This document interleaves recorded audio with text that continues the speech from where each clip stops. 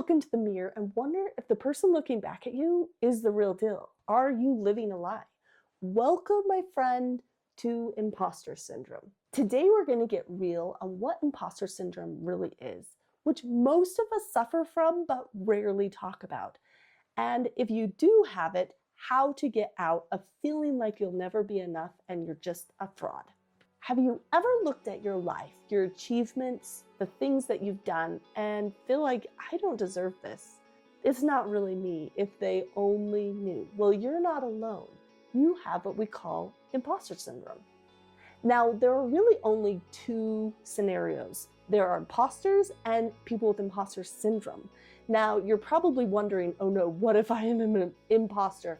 And I can pretty much promise you, if you have that thought, you have imposter syndrome.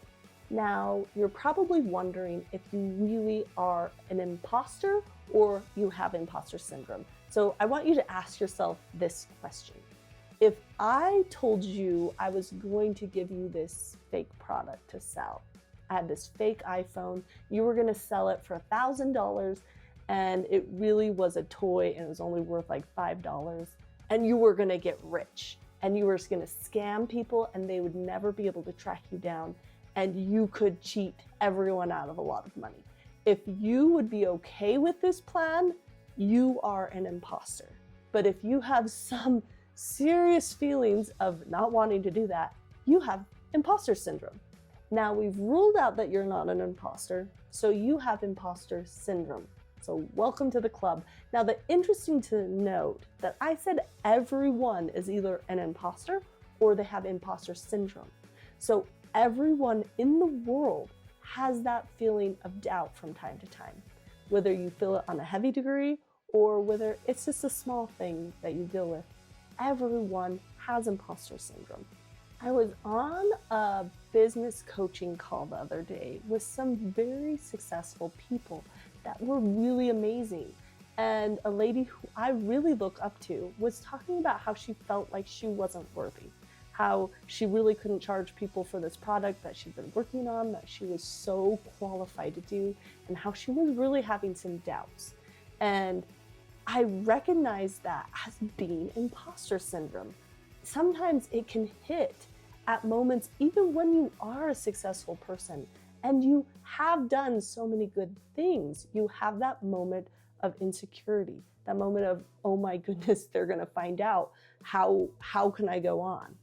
Now, when I personally experience a time like this, I like to step back, be conscious of what I'm thinking, and recognize it as imposter syndrome. That helps make it so it's not me being an imposter.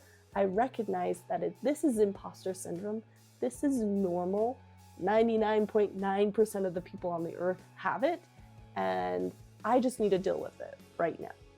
For me, breaking out of imposter syndrome might start with some journaling. Journaling is great because it helps our mind get out what we're feeling. We might write for a few minutes why we feel like an imposter. Maybe the details our brain is giving us. We can write those out. Then the magic happens when we start making a list of why we are not an imposter, why we really are successful and wonderful and that amazing human being that we are. Imposter syndrome normally looks like you zooming in on the things about your life that you're uncertain of, that you're insecure about, or that you feel like weren't good enough. When you zoom in on something, you forget all the other wonderful things. It's kind of like putting your hand in front of your face, all you can see is your hand. When you put your insecurities right in front of your eyeballs, you can no longer see everything else. So it's all about zooming out and noticing everything else happening in your life. Sometimes you can even work with a friend and have them help you come up with ideas why you really are a great person. Whatever it is that you feel like you're a fraud in, have them help you brainstorm some things that you really are good at.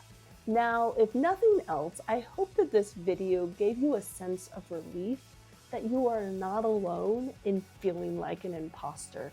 And if you wouldn't mind, would you share what it is that you felt like you were an imposter in and why you felt like you were an imposter. And for extra credit, tell me why you feel like you really aren't an imposter and why you really are amazing after you thought about it, what you came up with.